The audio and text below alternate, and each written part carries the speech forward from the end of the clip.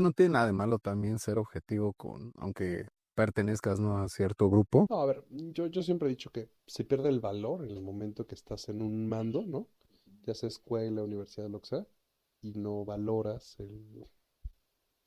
la libertad, ¿no? Ejemplo, podría estar trabajando para Moreno, ¿no? Y no, o sea, no tendrías que compaginar con ello, ¿no? No te excluye, ¿no? Pero Parece crítica social. tristemente sí hay en México un tema en el cual si sienten que no compaginas, te excluyen o te sacan, o pues se ve muy mal, ¿no? Obvio. Y, o Y sea, aquí lo mismo. No podemos rayar mucho en la radio a la web, ¿no? Pero pues, o sea, justo, ahí sí tengo una línea editorial, ¿no? Hay tres temas que no puedo tocar, ¿no? Y, ok. sí, o sea, No, pero, oye, así o sí. sea, digo, está cagado, o sea, me refiero, qué padre que tengan la libertad, ¿no? Es una libertad que a veces no se valora hasta que tienes esa línea.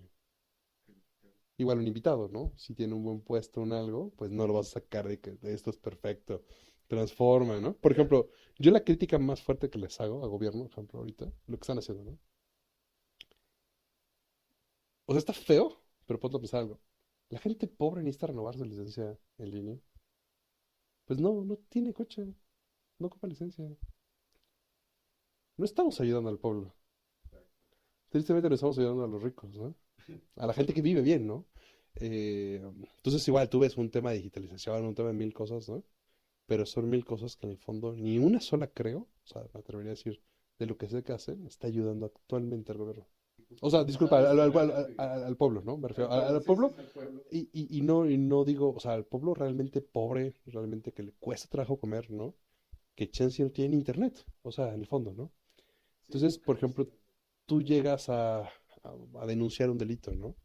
eh, pues no hay ayuda en eso, no hay un tema de que quién lo va a poder hacer en línea, pues quien tenga un teléfono bueno para tomar fotos, quien tenga una firma electrónica, el tema de que pidan que hagas un registro para hacer algo, pues quieras o no, aísla a la gente que no quiere, no puede.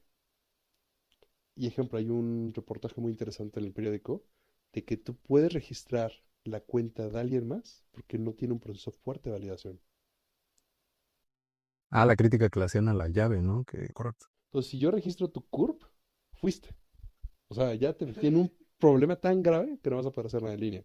Entonces, si de eso depende, que tú puedas verificar tu coche, es una exclusión, por no decir otras palabras peores, ¿no? Ojeta hacia el ciudadano. Sí, es que. Porque, a ver, se bloquea, no lo sabes, ¿no? O sea, lo que sea. Que no puedes hacer un trámite porque no sabes tu clave está... Oye, Memo, ¿y tú crees que sí se puede ayudar o llegar al pueblo a través de la tecnología o la digitalización? O sea, porque pareciera que son como polos opuestos, ¿no? O sea, Sí, pero más bien mi opinión personal sería, consideraría que tú puedes llegar siempre y cuando la tecnología lo ocupes para ayudar a la gente, más bien, ayudar a los servidores públicos a que ayuden a la gente. sería como más un cambio interno, entonces, de la misma institución. Ajá, porque a ver, ejemplo, ¿no? Digo un ejemplo muy tonto, ¿no? Pasa mucho en la ciudad. En la ciudad está mejor estructurado. Tú vas a renovar tu tarjeta de circulación y todo lo haces en línea. Tú ya tienes un principio de que puedes no ir, pero eso no ha quitado a los gestores, no ha quitado muchas otras cosas. Y en el fondo, el tema de la tecnología no te sirve de nada poder denunciar en línea si el gobierno no funciona. Entonces, chance y se haría más sentido que la tecnología esté para ellos, para que cuando tú te pares, ejemplo, a un trámite vehicular muy tonto, ¿no? No te pidan todas las tenencias. Digan, ya, sabemos que pagaste, estás bien. O te digan, me falta la de agosto. Tráeme la de agosto porque si no la encuentro. O sea, vale más la pena digitalizar primero tus herramientas, eficientar. Sí, o sea, yo diría que la tecnología no tiene que ir para que en este caso el contribuyente o en este caso el ciudadano la viva, sino para que en este caso el gobierno la ayude. Hay unas, hay algo en lo que empato muchísimo con lo que dices, porque yo o sea, como que Sam trae mucho este rollo de ser como el Estonia de Latinoamérica, ¿sabes? Como digitalizar y directo al ciudadano, ¿sabes? Pero yo sí creo que antes de que lleguemos al ciudadano, se tiene que transformar desde adentro la institución. O sea, que la tecnología puede ser mucho más eficiente en la institución y que directamente ya empieza a beneficiar al ciudadano, desde cosas que pueden eliminar corrupción, eficientar cosas que Eficiencia gubernamental, en pocas palabras, que tal vez ni siquiera se necesita tantísimos servidores públicos para hacer Y que en cosas. el fondo no tiene que ver con el ciudadano. O sea, es decir, la tecnología está increíble tenerla, por ejemplo, ¿no? Eh, un ejemplo muy sencillo. A ver, yo creo que de esos ejemplos es muy bueno. La UEM hace poco empezó a firmar digitalmente los documentos, ¿no? Está mejor que el papel. Es una transformación realmente, ¿no? Te beneficia porque es más rápido que lleguen las notificaciones, porque no la están imprimiendo, genera un ahorro, lo que tú quieras, ¿no? Y eso sí realmente es una transformación. No te servirá de nada que te obliguen a tener un buzón digital como el SAT, para que tú te tengas que meter y leer esa notificación. Esa herramienta está pensada en ayudar a ellos a ser más eficientes. Sí, justo Y la línea que traen ellos es un poco, digo, seguramente va a sonar mal, pero ellos quieren ser la estrella. Y la estrella de la tecnología es que no la notes. Un ejemplo muy sencillo. De alguna manera tenemos esta marca Volvo, que es muy famosa por tener coches muy seguros. Después del cinturón de seguridad, ¿cuál fue la segunda cosa que dice salvavidas? Los hacen antifrenos, antichoques, ¿no? Bolsas, por ejemplo. Una de las mejores cosas es el ABS. ¿El qué? Ah, sí. El ABS. ¿Qué es eso? Cuando tú presionas el freno lo suficiente, las llantas se pegan. Ajá. Porque obviamente metal con metal pega. En el momento que se pegan, tú derrapas. Entonces la computadora hace un cálculo muy, muy bueno, definitivamente, donde dice, estoy por derrapar, y suelta el freno. Tú estás frenando, pero el coche soltó el freno. ¿Y qué pasa? Y vuelve a frenar en cuanto siente que de nuevo puede agarrar el freno. Ah, claro. Ahora, esa tecnología no la viviste, no le tienes que picar nada, funciona. Y un poco en el gobierno, o sea, a mi opinión personal, sería la tecnología que no ves y sirve es realmente la que transforma. No, no que hagas un trámite en línea. Un trámite en línea no sirve de nada en el sentido de que no te importaría hacer el trámite si fuera eficiente. Digo, ejemplo, muy tonto, ¿no? Seguro se han de acordar que no había placas y tarjetas de circulación. ¿De qué te sirve hacerlo en línea si no hay? O sea, ¿no? Literal, ¿no? ¿De qué te sirve hacerlo en línea si lo tienes que ir a recoger? O sea, es otra realidad que no pensamos, ¿no? Y eso pasa con la licencia. La licencia te dicen, ven y recógela. Entonces, ¿para qué la haces en línea? O sea, mejor que llegues y te cueste un minuto de tu vida hacerlo. Claro. De todas maneras vas a ir, de todas maneras vas a hacer cola, de todas maneras te vas a parar. Entonces creo que el hecho de todo quererlo hacer en línea, todo hacerlo digital y tener una transformación tan profunda a veces es innecesario, porque no busca resolver, busca de alguna manera ganar dinero, sacar dinero, hacer proyectos, busca muchas otras formas, pero no están pensando cómo hacer más eficiente. Y una empresa, les voy a dar un ejemplo muy sencillo y muy interesante, y es un ejemplo así totalmente dirigido a, me refiero a lo que está sucediendo recientemente. Justo, por ejemplo, uno de los primeros super 100% digital tronó. Y tronó, es decir, no recuerdo la cantidad de inversión que tuvo, pero tuvo una inversión súper fuerte. Estuvo en Colombia, si no me falla la memoria, y creo que Perú. El primer super iba para ser un unicornio como Kavak. Órale. 100% tecnológico y fracasó. Entonces, no a veces la solución es decir 100% tecnológico y decir todo si lo haces en línea es mejor. Creo que no es 100% así todas las veces. Pero sí hay procesos, por ejemplo, que pueden ayudar. Hay que también tomar en cuenta que en esa parte de desarrollar y de pensar, creo que también pasa muchas veces que buscamos resolver problemas que a veces pues no están. Y consideraría, digo, ustedes qué opinan, ¿no? Pero pasa lo mismo con la inteligencia artificial. Todo el mundo ahorita está en el tren, ¿no? De la inteligencia artificial. Todos los productos incluyen inteligencia artificial y a veces no ayuda a nada. Sí, está en este caso de la chingada, ¿verdad? Que te detecta qué tipo de ropa tienes. O sea, justo. O por ejemplo, está el caso de Vancomer.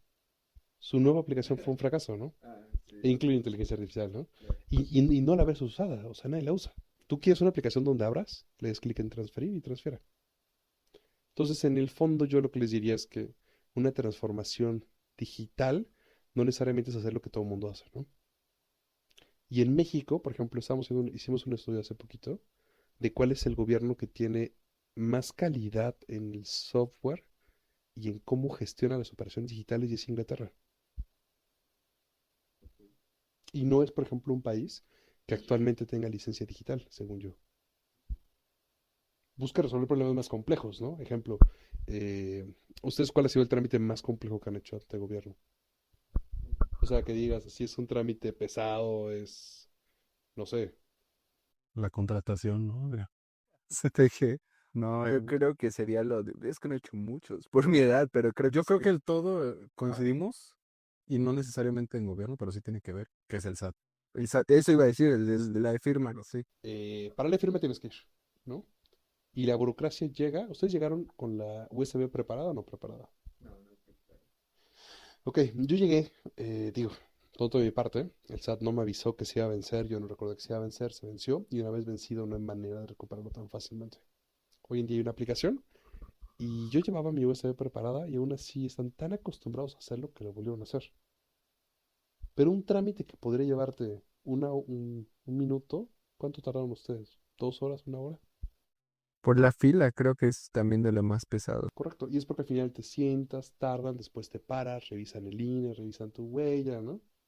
Entonces fue primera vez. Entonces les tomaron iris, foto, ¿no? Y al final es un trámite que se lo están obligando para darles el título, ¿no? Porque ha firmado electrónicamente. Entonces, ese es un buen ejemplo. ¿Por qué necesitan su firma en un título? es una buena O pregunta. sea, porque ustedes no se dan permiso. Quien lo firma es la UEM. Ese es un muy buen ejemplo, ese es el mejor ejemplo de que a veces puedes hacer trámites bien complejos. En mi opinión, eso busca que la gente esté en el SAT. Es decir, que o sea, cualquier universitario que esté saliendo ya tenga su firma. Pero es una imposición. Y esa imposición, ¿a ustedes en qué les beneficia? No se me ocurren algunas más que, pues sí, estar dado de alta, pero ¿qué más? No, o sea, absolutamente no sirve de nada, ¿no? O sea, es nada. O sea, literalmente es cero. Es un buen ejemplo de que al final, pues no está para ayudarte, ¿no? Que no está mal que lo dijera, ¿no? Y debes de salir obligatoriamente, pero no decirte lo necesitas para tu título. Digo, quiero suponer que en última instancia piensan que así puede haber menos, ¿cómo se dice?, las personas que no pagan impuestos, evasores fiscales y que beneficiaría a la sociedad y a México y en última instancia. Supongo que esa debería ser su lógica, no se me ocurre. Sí, puede ser la lógica y otro tema súper importante es que la única firma digital fiel, confiable, es la del SAT. Aparte creo que, o sea, en esta estrategia de que si tú quieres recaudar impuesto, la mejor forma es facilitárselo tanto que no se les complique y te digan, bueno, ¿cuánto me toca, no? Hace rato creo que veía un tránsito que llevaba a su terminal, güey. O sea, imagínate, pues, que digas, va, me das la multa y te la pago de una vez. Sí, correcto. Y creo que ahí sí hay una transformación. Ahí dirías, tecnología aplicada, el de tránsito te cobra, pero no es para que tú pagues tu multa en línea, por ejemplo, ¿no? Ahora, hipotéticamente, ¿por qué no te conviene pagar tu multa en línea? Porque se quedan con la garantía. Es decir, se llevan tu placa o tu licencia cuando te multan, ¿no? En el reglamento de Morelos. Entonces, si de todas maneras se la van a llevar, pues ¿de qué te sirve pagar en línea? Si tienes que ir por ella. O sea, es un poco esa reflexión. Y como bien dices, si te cobra el poli, por un lado evitas la corrupción porque puedes pagar con tarjeta, ¿sí? Por otro lado, le facilitas que no tenga que ir por su documento después. Y de alguna manera ya recaudaste. Sí, ¿Qué justo. es lo que busca la multa, no? La multa busca al final ser un tema recaudatorio. También el tema de la firma digital es curioso porque ¿quién suele tener su firma digital del SAT? Mayores de edad, O trabajadores. el contador. Y es tu firma. Ah, que tenga la mía como externo. Sí, sí, sí. O sea, a ver, en cualquier empresa que se respete, o si tú en este caso facturas, ¿no? Te vas a dar cuenta que tú le vas a dar tu firma al SAT. No, disculpa, el SAT te da tu firma. Y tú le vas a dar tu firma al contador porque te da pereza hacer las declaraciones. El contador podría firmar lo que fuese a tu nombre y tú le estás dando el permiso. Y ese es un ejemplo de una mala práctica donde nosotros deberíamos de darle permiso para que el contador firme con su firma nuestra declaración. Entonces, por ejemplo, si tú eres un contador, ejemplo, se ha dado, ¿no? No es tan común, pero emiten facturas a tu nombre sin que tú te des cuenta. Sí, hay mucha historia donde los contadores se chingan a las personas, a sus propios clientes, ¿no? Y no te das cuenta porque él puede hacer todo a tu nombre. ¿Y qué se los impide realmente? ¿No hay nada? No, nada, porque a ver, tú le das tu firma, él hace con eso los trámites del SAT y pues, él puede firmar lo que sea. Hoy en día es legal firmar un pagaré, firmar un contrato, cualquier cosa con la firma del SAT es totalmente legal y válido. Al grado que en el ámbito corporativo, Santander, Bancomer, todos los bancos ya lo están usando. Entonces, en esa hipótesis, pues no le impide nada. En otros países, por ejemplo en Estados Unidos, tú sí puedes ceder o declarar un contador. Ya, tú le tienes que pasar como si fuera una carta a poder, entonces. No, cuando tú haces tu declaración, por así decirlo, ¿no? Tú puedes decir, quien se va a encargar de hacer la declaración final es él, y asignas al contador. Y el contador puede hacerlo, pero lo hace con su firma. Y tú ya le dijiste al gobierno, le dijiste, oye, puede ser. Ese es un ejemplo de cómo la tecnología no necesariamente está hecha para funcionar mejor, ¿no?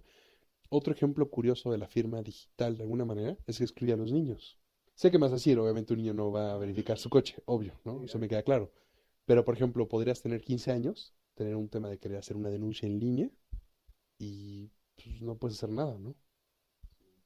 Chance no tiene la mayoría de edad para sacar la llave digital, ¿no? Y como lo va a confirmar con el CURP, te va a decir que no se puede. Y el tema de que te excluyan un tema de justicia estaría feo por ese tema de la edad. Entonces creo que en el fondo a veces la recapacitación es, la tecnología tiene que buscar resolver el problema y a veces resolverlo de la manera más sencilla.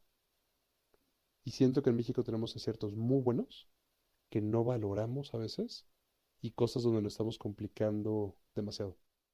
¿Cuál dirías tú que es el acierto? A ver, se los voy a preguntar a ustedes. ¿Cuál es el acierto?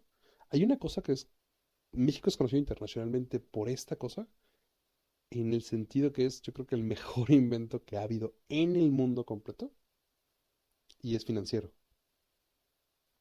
Y me van a decir, ¿qué? O sea, suena raro, pero piénselo, piénselo, de verdad. El mejor invento financiero podría ser de México. Por supuesto. O sea, bueno, el mejor servicio, si lo quieres ver así, está en México, sin duda. Y México es como un conglomerado de todo, pero a ver, por favor, ¿qué opinan? No se me ocurre más que la invención del cero, ¿no? No, no, el sistema SPEI. El sistema SPEI rompe, o sea, no, bueno, es mexicano porque al final está diseñado aquí, pero la estructura de cómo opera es el caso de éxito más grande del mundo. ¿Nos puedes explicar? Sí, es muy sencillo. Cuando tú vas ahorita a Estados Unidos, ya está cambiando, pero hace unos 2, 3 años era imposible recibir una transferencia el mismo día. Todo era el día siguiente. Tú vas a otros países y es lo mismo. En Europa es lo mismo, cae hasta el día siguiente. Apenas están transicionando para que caiga el mismo día. El SPAY más o menos lleva un ratio de menos de 5 segundos en que tu dinero ya esté en otro banco. Pensé que eso era global, o sea, No, no, Todos no, tenían eso. solamente es México. ¿Pero lo inventó un banco o...? No, no, no, lo inventó Banco de México. Órale. Pero el sistema de cómo los interconectamos, o sea, hay que recordar que los sistemas financieros, por ejemplo, ubican ustedes cómo funciona una tarjeta de crédito, más o menos. supongamos que aquí que nuestro público sabe nada. Entonces, a ver, tú tienes una terminal Bancomer y tu tarjeta es Santander. ¿Cómo se pasan el dinero entre ellos? Primero, tú pones tu tarjeta, ¿no? Toda la tarjeta tiene en este caso, pues un emisor, si lo quieres ver así, Visa, Mastercard o Amex, ¿no? El emisor le pregunta al otro banco, ¿pasa o no pasa? En ese momento, si la transacción es aprobada, se va a cámara de compensación. La cámara de compensación es como si fuera un intermediario. Ejemplo, supongamos que tú eres el intermediario de confianza y yo te digo, te dejo 500. Y tú le dices, oye, yo te voy a pagar 500. Y ya, confianza. Ese intermediario, por ejemplo, sucedió hace un par de años, que se cayó y todas las tarjetas de débito y de crédito excepto American Express dejaron de funcionar durante 8 horas. Entonces, eso mismo lo llevamos al SPAY, por así decirlo. Funciona de manera semi-similar, pero es un sistema final, o sea, más bien es un sistema hiper seguro. O sea, me refiero, nunca, pocas veces ha habido un tema de seguridad. Todos los bancos se conectan casi 24 horas y hoy en día puedes hacer operaciones totalmente confiables, tan seguras que no usamos tanto la tarjeta. Aquí es más común pagar por transferencia, ¿están de acuerdo? Y en otros países, al no haber eso, solamente existe la tarjeta.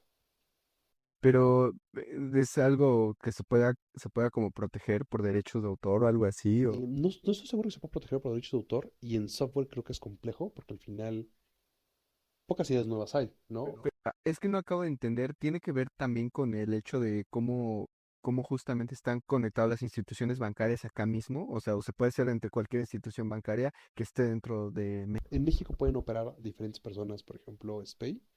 Un ejemplo es que algunos prestadores de dinero, como no sé, alguna marca de autos, tiene el sistema para aceptar SPAYs, aunque no sea banco, ¿no? pidió el permiso y lo tiene. En esa misma hipótesis, tú te conectas al sistema SPAY y de alguna manera Banco de México finge como intermediario y garantiza que tu operación, si no es satisfactoria, se devuelve. Seguro ya les ha pasado, que se devolvió y lo devuelve que en un minuto, súper rápido, o sea, realmente es garantizado, te imprime tu comprobante, ¿no? Hoy en día da fe, es la única manera que puedes tener fe de que una cuenta es de alguien. Le transfieres un centavo y en el comprobante de Banco de México viene el nombre de la persona. Con razón traen el folio que cuando te decían, no, puedes consultarlo en Banxico, Banco de México. Y puedes consultar qué sucedió y de quién es la cuenta, inclusive puedes tener su RFC y CURP. Entonces, realmente sí es un sistema que yo creo que a nivel internacional aprecian muchísimo de México. Cada vez que he ido a algún tema parecido, es algo que se valora demasiado de México y es algo que no existe en otro lado, ¿no? Yo veo aquí el tema, por ejemplo, y sí es muy cierto, al no haber terminales o formas de pagar con tarjeta digitalmente, se crea esta solución. Entonces, digamos que por la precariedad, y es un ejemplo del ingenio mexicano, ¿no? La precariedad de repente o las limitaciones te llevan a crear soluciones incluso hasta mejores de las que tendrías, ¿no? ¿Crees que es necesario ajá, Creo que más que precariedad sería que hay mucho comercio informal. Sí me atrevería a decirte que esa es la palabra más adecuada, ¿no? Pero como bien dices, ante esa medida donde es muy informal, y México no es el país más bancarizado, eso es cierto, hay mucha gente que tenemos excluida de ello, pero también es un país con muchas virtudes en el sentido de que nos es raro que nos cobren por algo. Ajá, Y en como otros muchas países te veces. cobran por cada transferencia, ¿no? Como antes se cobraba aquí. Aquí estamos acostumbrados a que es gratis, es 24 horas, todo el tiempo está disponible. Creo que en parte también muchas veces conlleva que es un lugar de fraudes, entonces tiene que haber cierta certeza. Ejemplo, en Estados Unidos das un cheque y van a suponer que tu cheque es válido. Y chance y te dan el producto, ¿no? Pero en México se prestaría fraudes, se presta fraudes. Entonces, si no tienes certeza prácticamente al instante, pues no sirve. Igual México fue de los primeros países en adoptar el tema del NIP. También es una tecnología muy buena, ¿no? E inclusive me atrevería a decirte que chance lo conoces, chance no. Hay dos tipos de chip que aceptan en este caso la codificación del NIP y esos dos los vas a poder notar fácilmente. Uno, puedes cambiar el NIP en tu aplicación y pagar. Y el otro va a demandar que vayas al cajero y se sincronice. Pocas palabras, metes el chip, pones tu NIP nuevo y el cajero codifica, por así decirlo, en palabras muy sencillas, codifica el chip y eso hace que el chip esté encriptado desde el inicio. Es decir, ya una mejor seguridad, ¿no? En esa situación. Y en este caso, si el NIP tú lo puedes cambiar y ocupar la tarjeta sin ir al cajero, es un producto menos seguro. Órale, Es un buen ejemplo de la adaptación, ¿no? Y es al final, México se adapta al fraude, el fraude en México es hiper común, o sea, es casi pan de cada día, y al final sí creo que hay que aceptar que en el fondo somos muy creativos. O sea, eso sí creo que es a destacar en muchos sentidos, no nada más en el tema de fraude, sino en el tema de que hemos hecho soluciones buenas. Sé que a veces no, pon tú que en tecnología no seamos el número uno, eso es cierto, pero sí, por ejemplo, el Banco de México nos ha dejado, es el caso de éxito. Y el otro caso de éxito es el SAT. Somos pioneros, hiper pioneros en la firma digital de facturas. Toda Latinoamérica está siguiendo nuestros pasos. Digo, Estados Unidos, punto que no ha llegado a ese tema, también fiscalmente es muy diferente, pero qué orgullo, digo, a pesar de que sea el SAT, ¿no? Que nos están siguiendo, o sea, realmente es tecnología que nunca se ha usado en ese sentido. El SAT lo buscó probablemente también por fraudes. Antes, cuando eran empresas de imprenta, pues podías hacer tus juegos, ¿no? Porque al final era, ah, pues sí, con pluma. Entonces, ejemplo, guardabas un folio y le pones otra fecha. ok. Entonces, creo que en ese sentido sí hay un tema ahí curioso que sí hemos tenido bastantes cosas tecnológicas que a veces no valoramos, que exportamos al mundo y han sido lo más eficientes sin olvidarlo de la televisión. Sí. A color, digo, o sea, es algo que al final no sé, se fue a Estados Unidos, ¿no? De alguna manera, pero pues es ingenio mexicano. O sea, en el fondo sí hemos tenido muy buenos aciertos. Creo que también hemos hecho cosas también súper padres. Y también valorarnos es parte de la chamba, ¿no? Habrá cosas que hacemos muy mal, definitivamente, pero, ejemplo, ese tema financiero creo que es lo mejor, ¿no? Pocos países hacen una validación tan exhaustiva, por ejemplo, en la persona, que ahí también hay que felicitar sin duda al INE, validar el tema del INE y la huella. En Estados Unidos no existe eso tal cual, ¿no? O apenas está existiendo más bien, ¿no? Imagínate, Estados Unidos apenas está luchando por tener su Real ID porque no consideran todas las licencias como reales. Ok. O sea, no existe algo tal como un INE. No, no, no, o sea, O es sea, decir, tiene su ID, ¿no? sí, y que eso es la licencia vulgarmente, ¿no? Pero, O tu permiso de inmigración. Pero lo que yo quiero darles de ejemplo es que el hecho de que tú puedas ir a un lugar y valide tu huella con el INE, la neta hace que el INE sea muy, muy chingón, ¿verdad? O sea, en el fondo, imagínate cuántas operaciones bancarias, cuántas personas puede haber en una sucursal al día, en una hora. ¿Cuántas hay en México? No tenemos el número de cuántas sucursales ha ido un banco, pero mínimo, mínimo, mínimo se han de recibir un par de millones. Porque es cada vez que alguien hace un trámite. Hoy en día se ocupa para telefonía, para bancos, para cuando obviamente vas al INE, para cuando vas a relaciones exteriores, cuando vas al IMSS, ¿qué otra cosa más? Pero bueno, a eso me refiero. Y el hecho que tú puedas validar la huella, en verdad, o sea, pocos países tienen, o sea, esa conexión, la verdad. Ahora, que podría ser mejor, en efecto, ¿no? Que ahorita viene lo del CURP, que no sé si necesariamente es bueno, pero digo, al final sí somos, creo que en materia, en varias cosas lo hemos hecho increíblemente bien y son buenos ejemplos de cómo la tecnología, sin ser más intrusiva o obligarte a hacer algo más, se puede adaptar, que es lo mismo que estábamos platicando. Para que tú ocupes tu INE para validar tu huella, ¿tuvieron que hacer algo más? Ni siquiera tuvieron que regresar al INE. El INE ocupó la huella que ya tenía en su archivo. Ese es un buen ejemplo de una identificación, ¿no? En el sentido que ya existe, ya la tienes, y aunque el INE no nació como una identificación, se ha convertido en eso. Y ese se convirtió en una identificación, hace lo mejor de este mundo. Ejemplo, para el CURP tendrías que ir de nuevo. Pero si tú quieres votar, de todas maneras necesitas tu INE. Entonces, quieras o no, el INE se ha convertido en nuestra identificación, la única que se toma como válida, y pues de alguna manera es increíble que haya sucedido eso. Yo me atrevo a decirte que pocos países pueden validar tu identificación en el momento, en caliente, con un documento oficial. No valoramos, por ejemplo, lo bonito que es tener un cargador que funcione con todo. Creo que es algo que no existía antes, por supuesto, ¿no? Digo, eso suena raro, pero hoy en día es muy común que dices, préstame tu cargador. Y no importa si es Android, no importa si es de compo, funciona. Y esto es gracias a un chip que tiene, ¿no? Que tiene un protocolo de comunicación. Lo hacen lo mismo en los coches eléctricos y platican de cuánta potencia puede soportar el teléfono, cuánta potencia desea en ese momento el teléfono, y si todo funciona bien, suelta la energía. Y si no, por defecto se va a los 5 voltios, que es el mínimo que suele tener de vida, si lo quieres ver así. Ok. Oye, Alex, regresando un poquito, perdón que te interrumpa, veo que te apasiona mucho el tema de, lejos de la tecnología, como que saber qué realmente está resolviendo, ¿no? Eh, en ese sentido, luego nos gusta como introducir un poquito de la historia y a ver si nos puedes dar contexto cómo es que llegas como interesante, a interesarte tanto por la tecnología. Muchas veces nos pasa que algunos investigadores, por ejemplo, nos cuentan el perfil de biólogo, ¿no?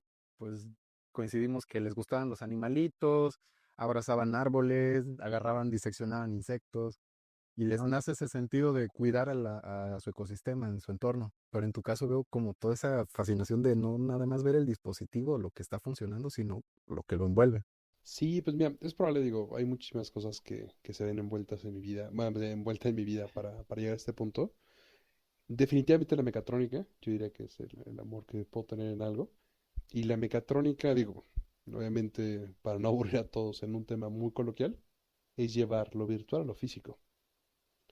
Y creo que eso mismo te da la visión de resolver. O sea, en el fondo, a ver, si tú tienes algún tema físico, ejemplo, un coche, quieres mover el coche, ¿no? Generalmente mecatrónica, por ejemplo, pues vas a ver un tema de mecatrónica que va a trabajar en una fábrica. Y en una fábrica cada segundo cuenta, ¿no? Y más allá de que cada segundo cuenta, Ejemplo, si tú tienes un brazo que va a agarrar una lata, pues es milimétrico, o sea, realmente es, y busca resolver un problema que existe físicamente, el planteamiento creo que es diferente, y digamos que en mi etapa más inicial, en este caso cuando yo tuve contacto con la tecnología, pues fue de pequeño. Tuve acceso, afortunadamente, a una computadora, pues desde que tengo memoria, ¿no? Entonces, fue el gusto por verla nacer, estaban los primeros videojuegos. Entonces, pues me acuerdo haber jugado Age of Empires, Age of Mythology, ¿no? Me acuerdo que todavía existía en su momento enciclopedia, ¿no? Y ya era una maravilla poder tener un acceso a una enciclopedia y no estarla buscando en el libro, ¿no? O si te pedían algo, poderlo tener. Entonces, desde ahí nace claramente, obviamente, mi fascinación. Tenía otra fascinación muy importante con el Lego. Entonces, en algún momento se unieron las dos y empecé a hacer robots con Lego. Lego tiene una división que se llama Lego Education. Lego es una empresa de una manera, a mi consideración, muy especial o muy compleja. Y son kits educativos que no normalmente venden al usuario final. Siempre te los van a querer vender solamente como escuela y si sabes dar clases con eso, ¿no? Entonces, desconozco un poco, o sea, y la historia de cómo yo obtuve estos kits y por eso un poco la suposición. La única manera en la que lo puedo hacer es comprándoselos a la escuela. No, no hay manera, bueno, por lo menos yo en su momento no encontré poder humano, pero creo que es un sistema de aprendizaje muy noble, porque tú tienes un kit de Lego, ¿no? Como cualquier Lego que seguramente todo el mundo ha armado o ha visto uno en su vida, ¿no? Pero tienes un kit de Lego con un cerebro y el protocolo de comunicación, por lo menos hasta el que yo me quedé, es abierto. Es decir, puedes incluir un tipo de sensor digital, ¿no? Porque hay sensores que son analógicos y digitales. Entonces, en la hipótesis de lo que estoy platicando, pues imagínense, ustedes son niños, ¿no? Y el profesor les dice, tengo 7 vasos, pero nada más uno se puede beber. Uno tiene cloro, unos son aguas negras, no sé lo que sea, ¿no? Y tú puedes hacer un robot que vaya a probar todos los líquidos y tire todos los líquidos que no sirven. Empuja el vaso, ¿no? Y lo armas en ese momento, te apasionas, dices, oye, vamos a probarlo, resolverlo.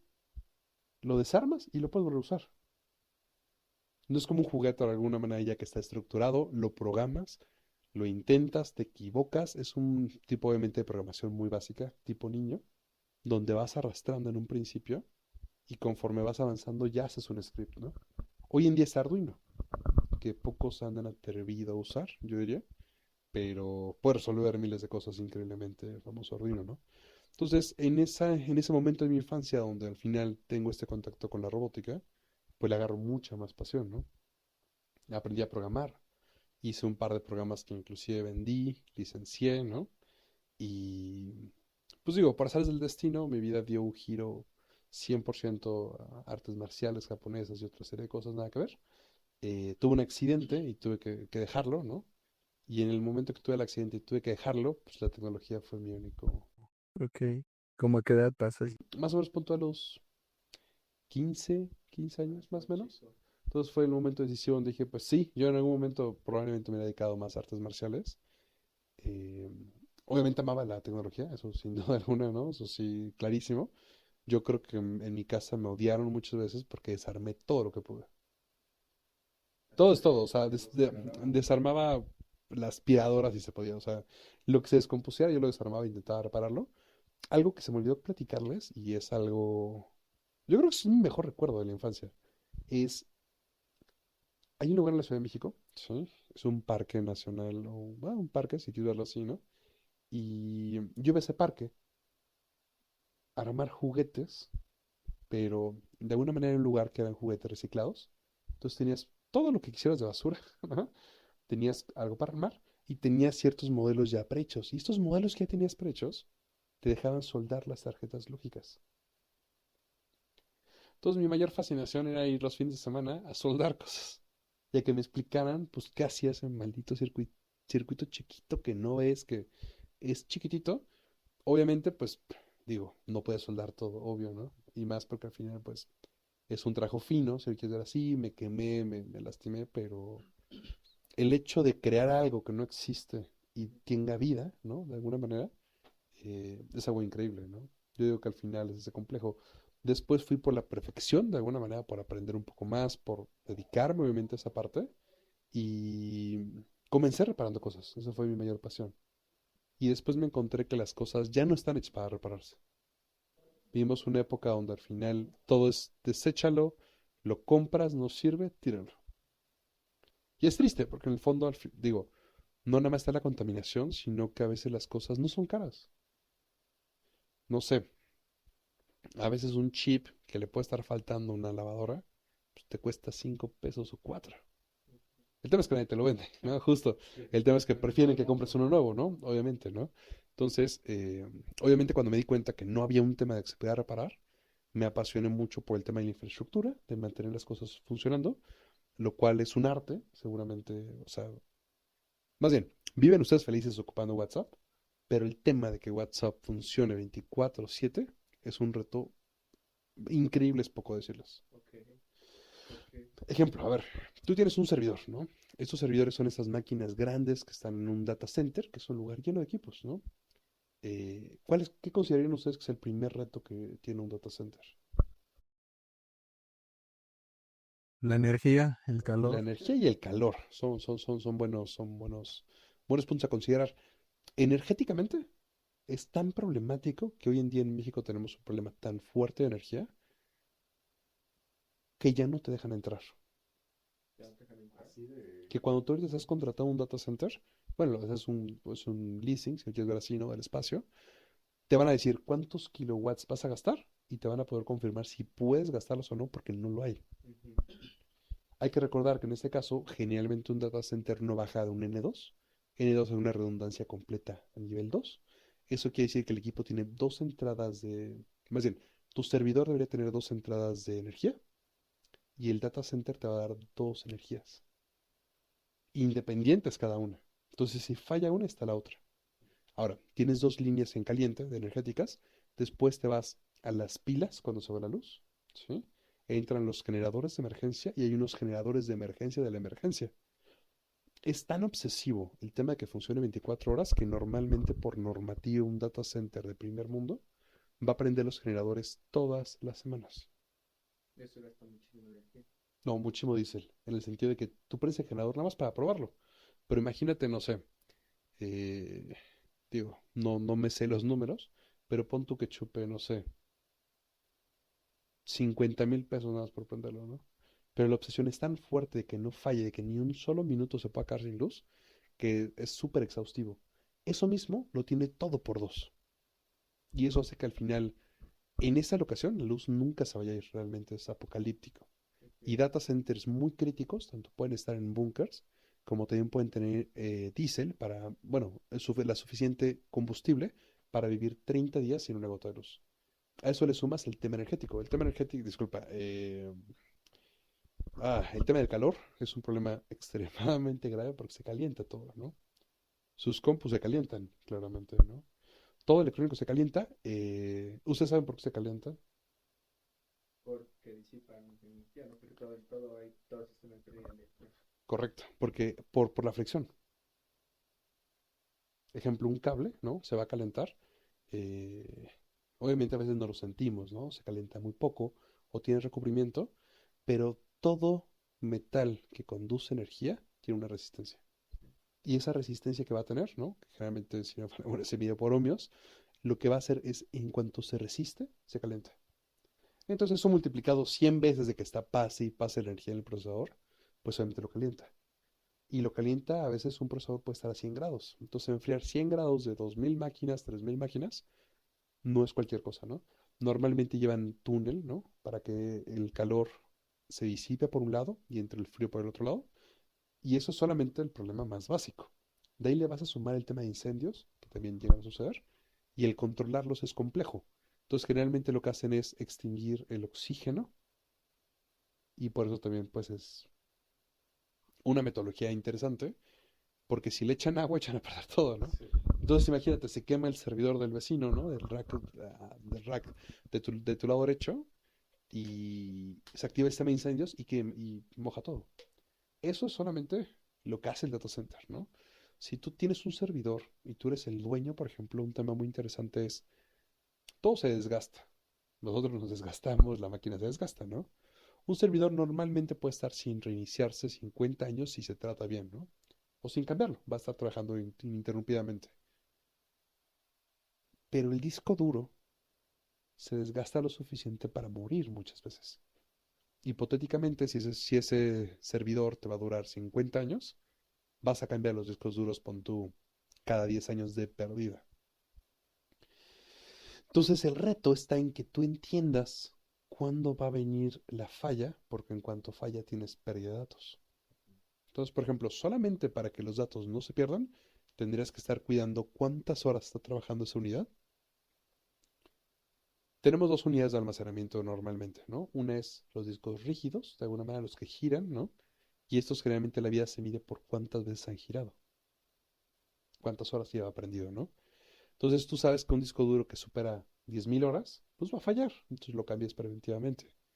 Y los discos duros que son rígidos se miden por cuántas veces se escriben, porque digamos que están como si fuera un edificio, empalmados, y el empalme, en el momento que pasa la energía y se guarde lo que tú quieras, se desgasta.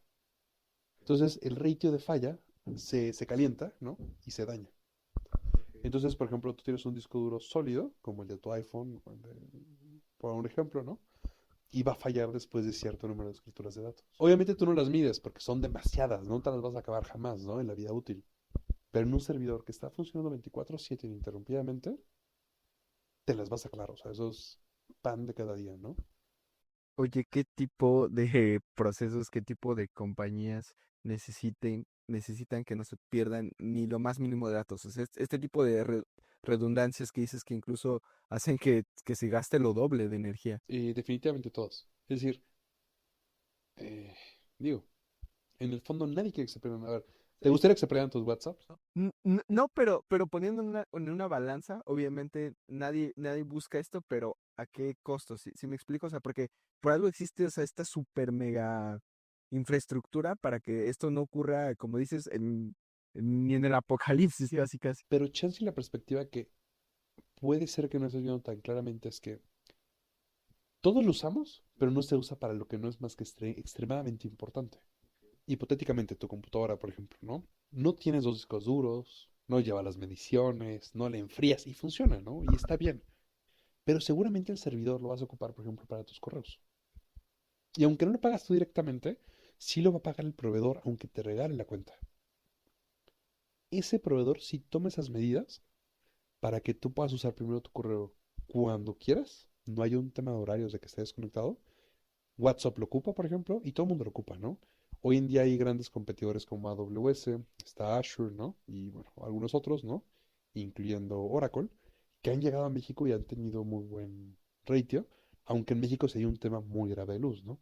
Ok, y regresando al tema de la escasez de energía en México, que dices que es la CFE la que regula esto mismo, ¿qué organismo, qué institución te dices a esta compañía? ¿Sabes qué? Sí puedes instalar tu data center o si puedes tener tu data center acá. Pues mira, tuvimos en este caso un proyecto reciente donde estábamos implementando un data center para una empresa, que en este caso ya tiene una conexión con SPAY.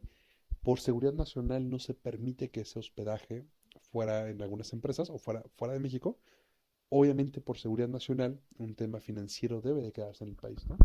Para que no chantaje después un país. Y ahí fue cuando nos dimos cuenta de lo grave que estaba porque pues la empresa te dice, no te puedo proveer el servicio, claramente no me quedan kilowatts disponibles y pues no hay otra cosa que hacer. En México se regula ciertamente, bueno, estructuralmente según yo lo regula SENACE, ¿sí? SENACE viene subregulado de alguna manera o es el hijo pequeño de CFE, ¿no? Y en el fondo el problema es que si no les dan la suficiente potencia, pues no pueden poner más equipos, ¿no? Y esto es un problema al final global, ¿no? O sea, me refiero en el sentido de que hay que entender que también la demanda por la luz no ha dejado de crecer, yo creo que desde que somos, desde 3 generaciones atrás, ¿no? O sea, si tú te pones a pensar, ejemplo, antes pon tú que, pues sí, lavadoras no existían, ¿no? No consumía luz, ¿no? La lavadora llegó y ya la usamos todos, ¿no? Licuadoras, pues pon tú que no existían y ya existen, la usamos todos, ¿no? Digamos que empiezan a llegar cada vez más tecnologías y aunque luego parece tonto y no lo medimos, pero los aparatos gastan mucha luz. Sí. Una compu buena hoy en día gasta 100 watts de pérdida. Obviamente tiene los focos LED, ¿no? O sea, eso sí puedes decir, ahorita estamos ahorrando, ahorita está funcionando, ahorita lo que tú quieras, pero 100% garantizado, el consumo se triplica, ¿no? Ahorita que tenemos los coches eléctricos, también el consumo se dispara brutalmente, ¿no? Sí. Un coche eléctrico, digo, no es que consuma muchísima energía, consume más la industria, pero lo multiplicas, ¿no? O sea, no es lo mismo cargar un coche que cargar 100 al mismo tiempo, ¿no?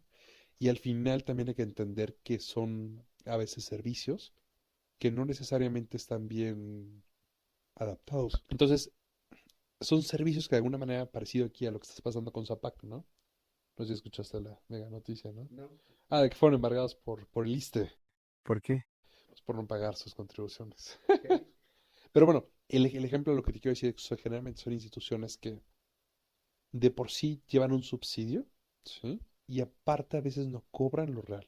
Es decir, la luz de tu casa es muy barata y es en parte porque no estás pagando el precio completo, ¿no? Entonces, a eso le sumamos un tema de que hay mucho tema de robo, de diablitos, de cosas, pues no salen los costos definitivamente, ¿no? Sí. Entonces, ¿qué inversión va a haber en el país energéticamente si por un lado todos roban, por un lado nadie paga lo que debería pagar, ¿no? Y eso también quita de que no hay competencia. Anteriormente teníamos el tema de que iba a haber competencia, la dejó de haber. Justo en el fondo creo que en México está el tema de que íbamos a abrir el mercado y curiosamente ese sí creo que estas cosas tristes. Cuando íbamos a abrir el mercado salimos en un par de noticieros de Europa particularmente como el país que compró la luz más barata. Tristemente digo, ya eso no existe, no va a existir por supuesto, se canceló, pero digo, curioso que hayamos sido el país que consiguió comprar la luz más barata. Oye, tengo una duda que tal vez parezca un poco tonta, pero aquí nos encantan las preguntas que parecen así.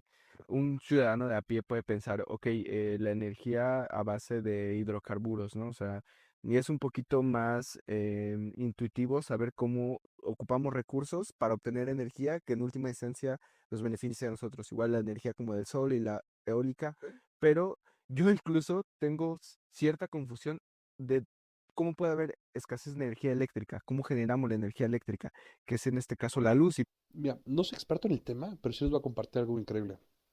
He tenido el privilegio de estar en lugares totalmente top secret en México en el sentido de que es seguridad nacional 100%, ¿no?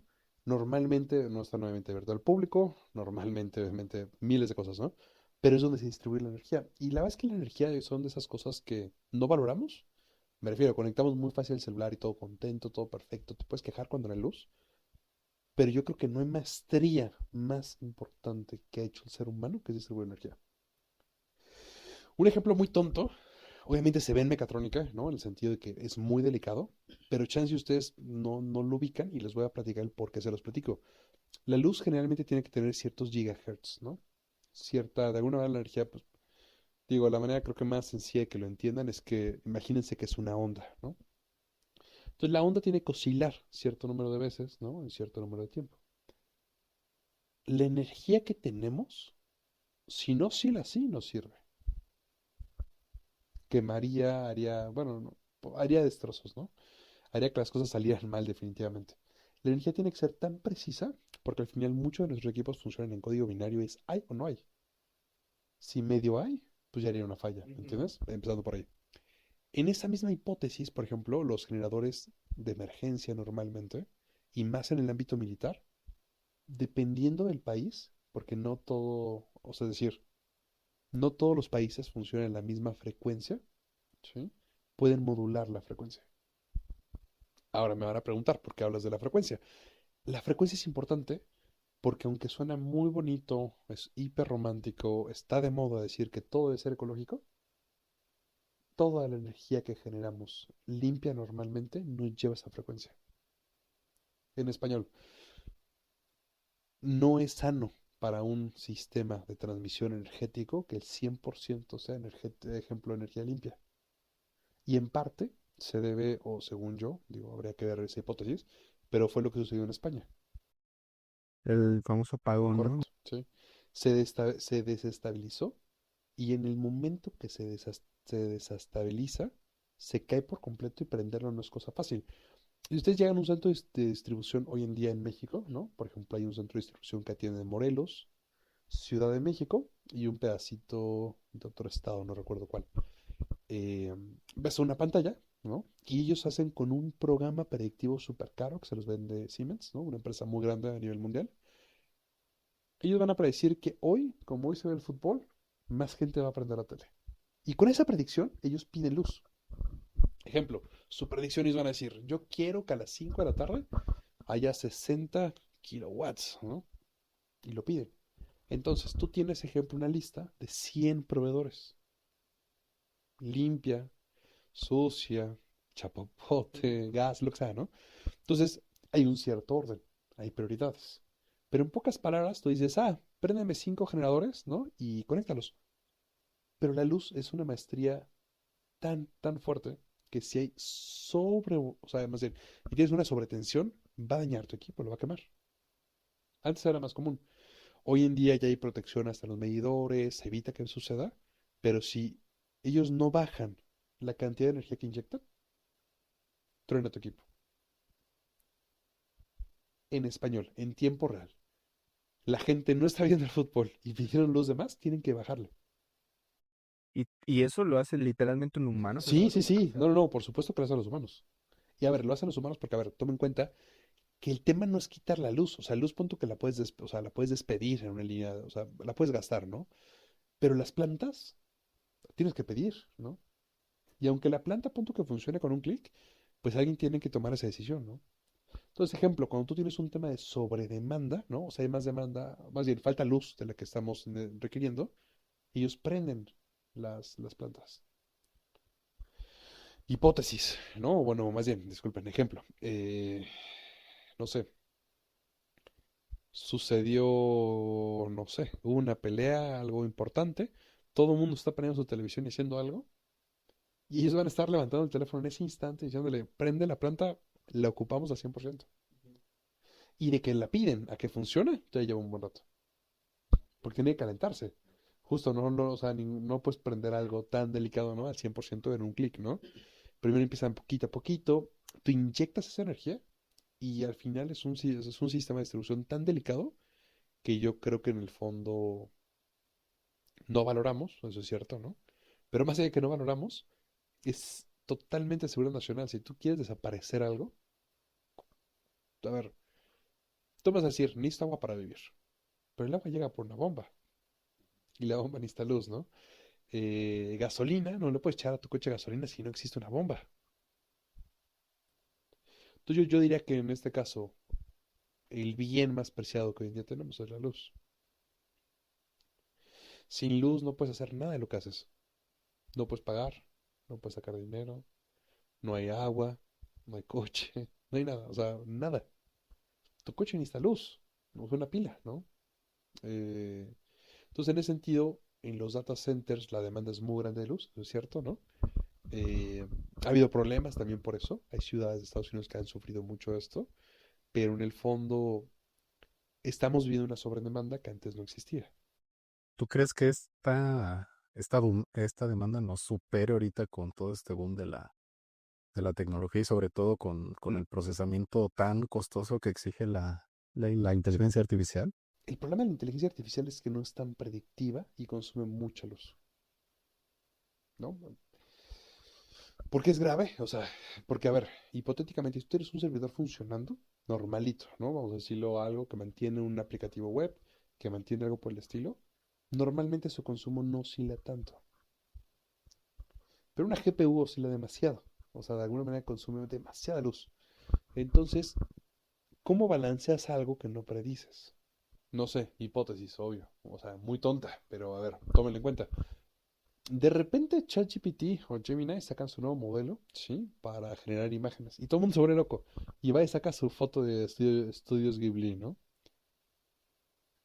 ¿Cómo vas a ver el sistema de luz de Estados Unidos que están haciendo eso? Pues obviamente no lo sabe. Entonces, tienes una demanda brutal, pues hacen milagros realmente para que no se fuera la luz.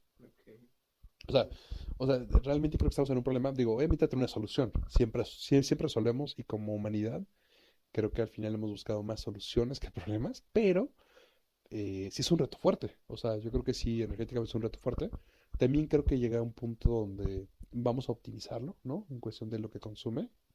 Y también tomar en cuenta que ahorita estamos en el boom, todo el mundo abusa un poco de, y va a llegar un punto donde se va a normalizar, me refiero a abusar para lo que es necesario, ¿no?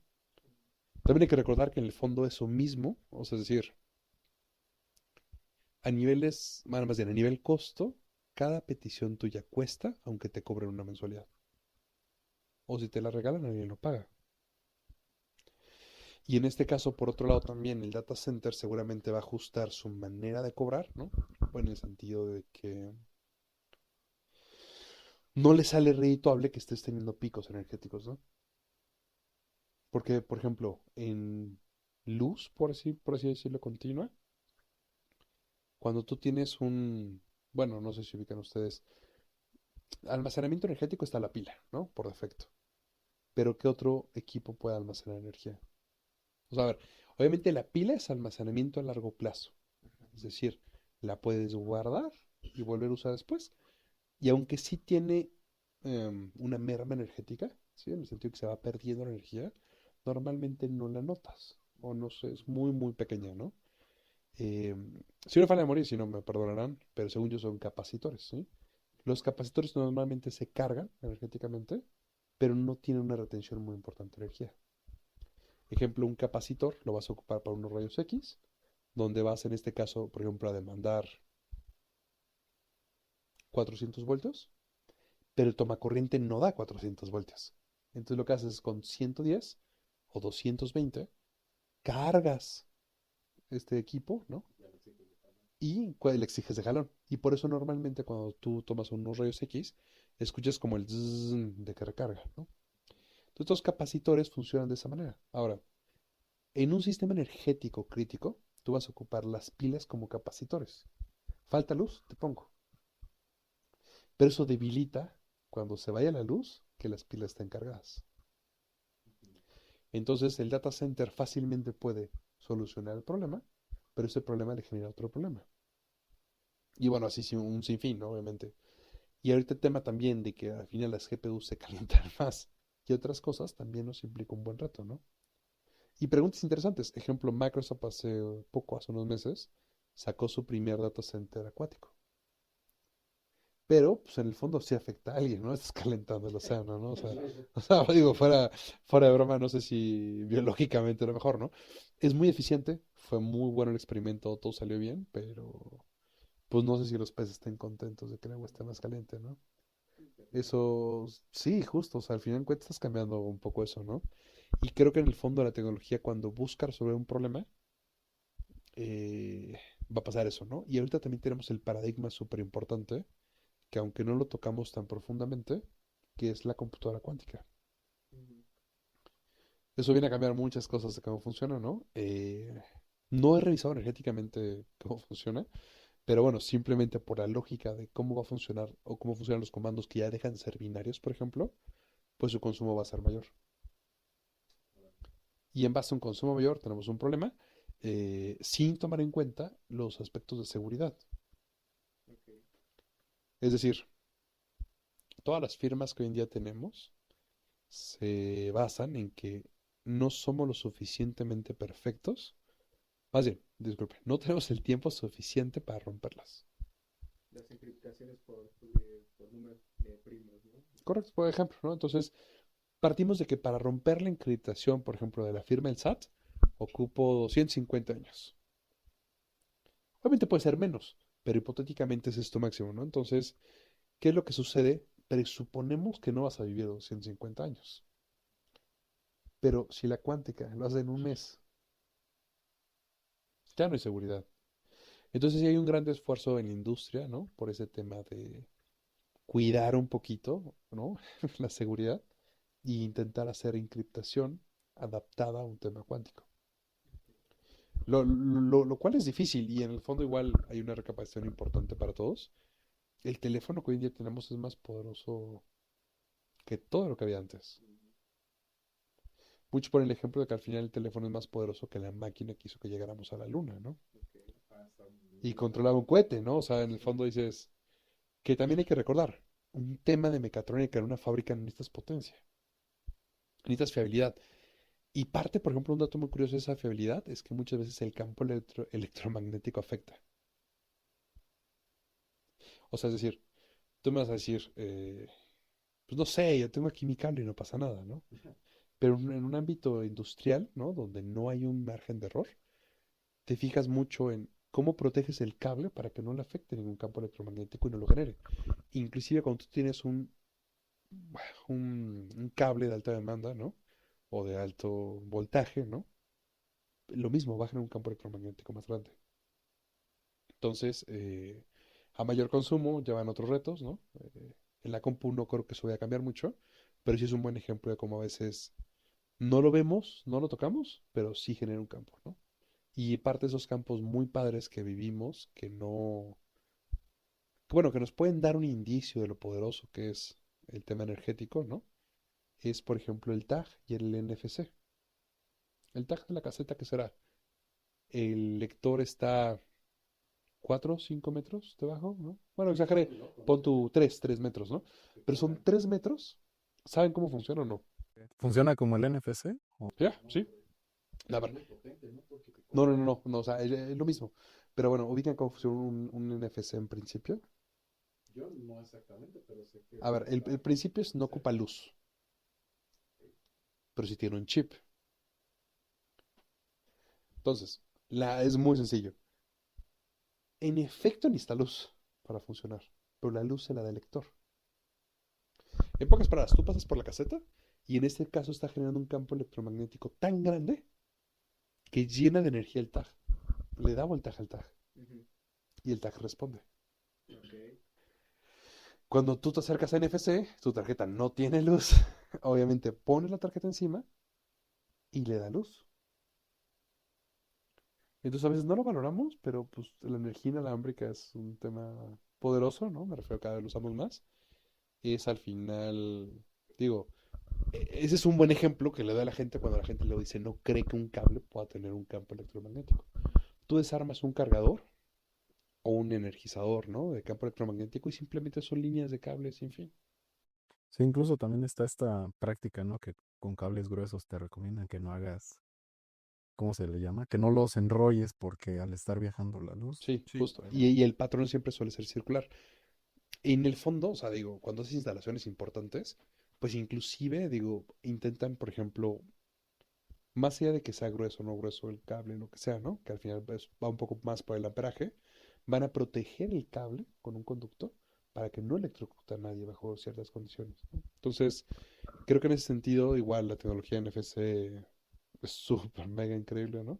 suena muy loco porque además, ¿cómo recargas estas? O sea, entiendo que un campo electromagnético, o sea, que un dispositivo puede estar preparado para recibir un campo electromagnético, pero actúa diferente así esté recargado o no, dependiendo de esa condición, ¿no? Y que, o sea, se me hace un poquito, no lo logro entender. En ese sentido, a ver, habría dos cosas. Obviamente,